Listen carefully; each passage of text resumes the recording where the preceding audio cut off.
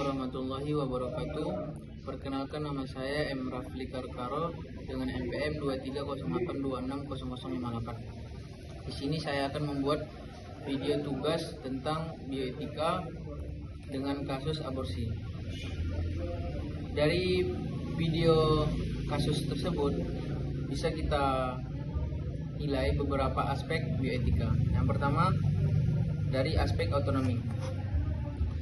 Korban sebagai perempuan dan individu dewasa memiliki hak otonomi untuk menentukan keputusan atas tubuh dan kehamilannya, termasuk jika ia ingin melakukan aborsi. Prinsip ini mengharuskan dokter untuk menghormati pilihan pasien selama keputusan tersebut dibuat secara sadar, rasional, dan tanpa tekanan dari pihak manapun, termasuk dari pacarnya ataupun keluarga. Namun, otonomi pasien juga dibatasi oleh hukum negara. Dalam hal ini, menurut Undang-Undang Nomor 36 Tahun 2009 tentang Kesehatan Pasal 75 Ayat 1 menyatakan bahwa setiap orang dilarang melakukan aborsi kecuali karena indikasi medis atau kehamilan akibat perkosaan. Namun, pada kasus ini korban hamil akibat hubungan suka dan suka, maka secara hukum hak otonominya terbatas dalam konteks tersebut. Yang kedua, dari aspek beneficence. Dokter wajib bertindak untuk kebaikan pasien, baik secara fisik, mental, maupun sosial. Dalam kasus ini, dokter harus mempertimbangkan dampak kehamilan terhadap masa depan korban, seperti gangguan psikologis, tekanan sosial, atau kehilangan kesempatan pendidikan. Jika kehamilan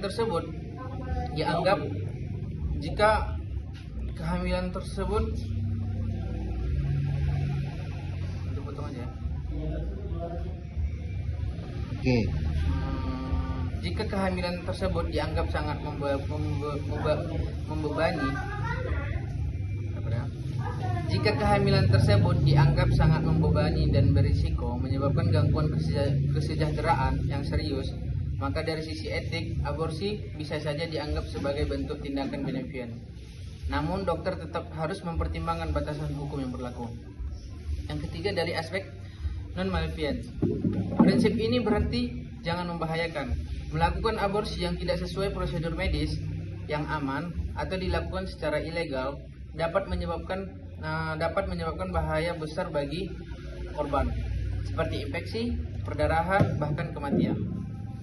Sebaliknya, mempertahankan kehamilan tanpa kesiapan mental dan sosial juga dapat menyebabkan trauma psikologis jangka panjang. Maka, dokter perlu menimbang risiko bahaya dari kedua sisi sebelum menyarankan atau menolak tindakan medis. Dari aspek yang terakhir, yaitu justice, semua pasien berhak mendapatkan pelayanan kesehatan yang setara, adil, dan tidak diskriminatif. Namun, dalam konteks hukum Indonesia, tidak semua orang punya akses terhadap layanan aborsi. Aborsi hanya diperbolehkan jika memenuhi syarat, yaitu adanya indikasi medis atau kehamilan akibat perkosaan, sesuai Undang-Undang Nomor 36 Tahun 2009, Pasal 75 Ayat 2. Karena korban tidak memenuhi kriteria tersebut, maka secara hukum ia tidak mendapatkan keadilan akses terhadap aborsi aman. Meskipun secara etik dan alasan sosial psikologis yang kuat, inilah konflik antara prinsip keadilan etik dan keadilan legal. Mungkin sekian yang bisa saya sampaikan, kurang lebih saya mohon maaf. Terima kasih. Assalamualaikum warahmatullahi wabarakatuh.